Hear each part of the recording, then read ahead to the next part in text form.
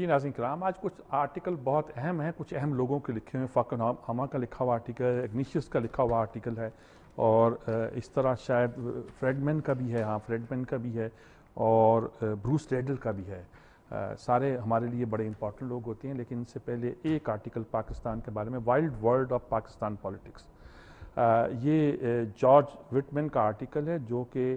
American Spectator, he was the founding chairman of the National Institute for Public Policy. اچھا، انہوں نے جو بات لکھی ہے،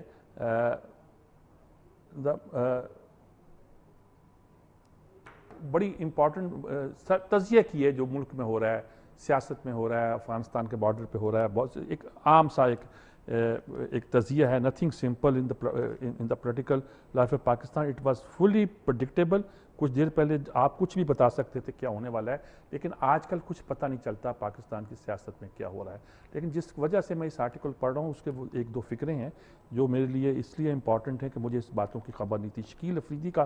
مسئلہ انہوں نے پیش کیا، ڈاکٹر شکیل افریدی، وہ جو ہم نے پکڑا ہوا ہے اسامہ کی جاسوسی کرنے کے چکر میں، تو وہ کہتے ہیں clearly some elements in ISI knew where bin Laden was hiding, کہ ISI کے کچھ لوگ بالکل پکی باتیں جانتے تھے کہ اسامہ بن لادن کہاں چھپا ہوا ہے۔ یہ ٹھیک کہہ رہا ہے، غلط کہہ رہا ہے، لیکن اس کا کہنا یہ ہے۔ اور ایڈیشنلی ڈاکٹر الفریدی himself had his own ISI connections as would any man working professionally in the Khyber region، کیونکہ وہ اس کے بھی تعلق جو تھے وہ ISI کے ساتھ لازمی ہوں گے، ورنہ کوئی آدمی خیبر پختونخوا میں کام نہیں کر سکتا۔ لیکن ان کا یہ تجزیہ پاکستان کی ایک کنفیوز صورتحال، پہلے پریڈکٹیبل تھی، اب پریڈکٹیبل بھی نہیں رہی، اب پتہ نہیں چلتا کیا ہونے والا ہے۔ پہلے ہم بتا بھی سکتے تھے، اور اس میں کیا کیا کام ہو رہے ہیں، ساری باتیں خیبر پختونخوا میں، اور پہلے سارا جو انہوں نے ساری کہانی جو ہم سب جانتے ہیں، 10% کا ذکر بھی ہے، مسٹر 10% کا، لیکن اصل بات یہ ہے، انہوں نے کہا کہ خاص طور پہ اس مسئلے پر، ڈاکٹر فریدی کے مسئلے پر جو مقدمہ ہے وہ کوئی اہم نہیں ہے، اور شاید کورٹ اسے ختم کر دے، لیکن چیف جسٹس اور کاموں میں پھنسے ہوئے ہیں۔ بلڈنگ اے نیو کنزرویٹزم، یہ امریکہ کے حوالے سے ہے، لیکن ہے یہ فوکوہاما کا۔ فوکوہاما وہی ہے نا جی، وہ اینڈ آف ہسٹری والا، تاریخ کے خاتمے والا، مشہور ہڈنگٹن کی کلیش آف سویلائزیشن اور اینڈ آف ہسٹری، دوسری اس کی، یہ دو کتابیں گویا بائبل بن گئی تھیں اس زمانے کی، اولڈ ٹیسٹامنٹ اور نیو ٹیسٹامنٹ ہوگی۔ اب انہوں نے ایک آرٹیکل لکھا ہے کہ اس وقت جو امریکہ میں ضرورت ہے، انہیں کہا دیکھیے جی، ضرورت تو ہے کہ ایک لیفٹ ایکٹیو ہو، کنزرویٹیوزم پھر آ رہی ہے امریکن پالیٹکس میں۔ ضرورت تو تھی، جو چینج آ رہی ہے، تبدیلی آ رہی ہے، وہ لیفٹ لے کر آئے، وہ لے کے نہیں آ رہا، وہاں رائٹ کی طرف سے ایک چینج آ رہی ہے۔ A reinvention of the left was required, لیکن I hesitate because it seems to me that in both US and Europe, what was most needed was not a new form of conservatism, but rather reinvention of the left۔ انہیں کہ وہ ہو نہیں رہا، اور ہو یہی رہا ہے کہ وہاں جو بھی کچھ صورتحال پیدا ہو رہی ہے، وہ ایک ٹریڈیشنل کنزرویٹیوزم کی طرف جانے کی ہے۔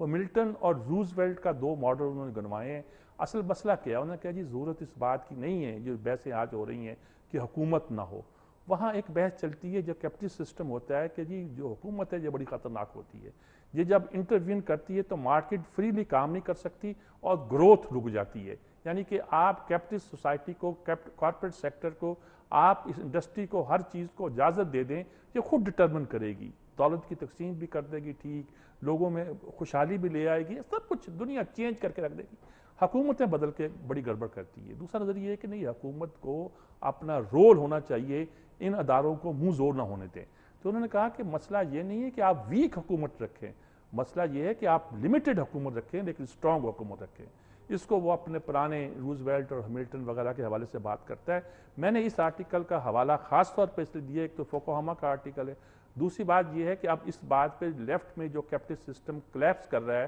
اور لیفٹ کیپٹلسٹ سسٹم کے ساتھ ایک فری مارکیٹ اکانومی ہے، یعنی مطلب یہ کہ حکومت الگ بیٹھے، یہ فورسز جو ہیں یہ کام کرے گی، تیل کی کمپنیاں کام کریں گی، فارماسیوٹیکل کمپنیاں کام کریں گی، آرمز پیدا والی کمپنیاں پیدا کریں گی، موٹر کاریں بنانے والی کمپنیاں کام کریں گی، اور وہ پوری ڈٹرمن کریں گی، اور ان کے بجٹ تو کئی ملکوں کے بجٹوں سے بڑے ہوتے ہیں نا، وہ ڈٹرمن کریں گی۔ تو اب حالات وہ ہو گئے ہیں، وہ کہتے ہیں صاحب یہ ٹھیک ہے، لیکن غریب تر اور امیر تر ہوتا جا رہا، اور بہت سے پرابلم پیدا ہوتے جا رہے ہیں۔ تو ان کی تھیوری یہ ہے کہ امریکہ کو ضرورت اس بات کی ہے کہ یہ نہیں کہ آپ سسٹم کو الٹا دیں، یہ ابھی آپ نہیں کر پائیں گے، لیفٹ تو مضبوط ہے نہیں، پھر کیا کریں گے؟ انہیں کہا اس پر ضرورت یہ ہے حکومت لمیٹڈ ہو،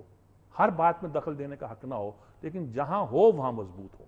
مطلب یہ ہے کہ اگر ہم کہتے ہیں کہ حکومت ٹیکس لگائے تو وہ لگا دے ٹیکس، اگر ہم حکومت کو یہ اختیار چھین لیں کہ وہ ٹیکس ویکس لگا نہیں سکتی، کچھ بھی نہیں کر سکتی، وہ ریگولیٹ نہیں کر سکتی انڈسٹری کو، تو پھر وہ شاید پرابلم پیدا ہو جائے گا۔ ہونا ویک کرنا، کمزور کرنا حکومت کا مقصد نہیں ہے، بلکہ مضبوط کرنا مقصد ہے، محدود کرنا مقصد ہے۔ دوسرا ایک آرٹیکل ہے کہ when the U S leaves, یہ جی ڈیوڈ اگنیشیس کا آرٹیکل ہے، اور ظاہر ہے کہ اگنیشیس جو ہے بہت امپورٹنٹ لوگوں میں سے ہیں، اور انہوں نے خاص طور پر بتایا کہ ان کے ایک ٹائکون سعد محسنی جو ہیں، انہوں نے وہاں ساکر لیگ، افغانستان میں فٹ بال کی ایک لیگ شروع کرنے کی بات کی ہے، اور تجزیہ یہ ہے کہ اب افغانستان وہ نہیں جو تھا جب طالبان کی حکومت تھی، it was a different Afghanistan. اب وہاں اور سیل فون ہے،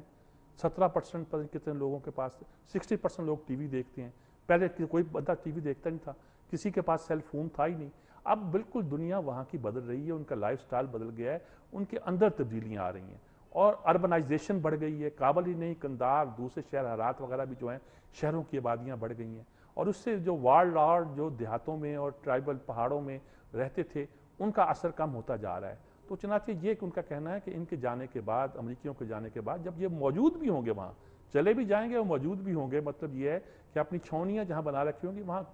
موجود ہوئے ڈراوے کے لیے،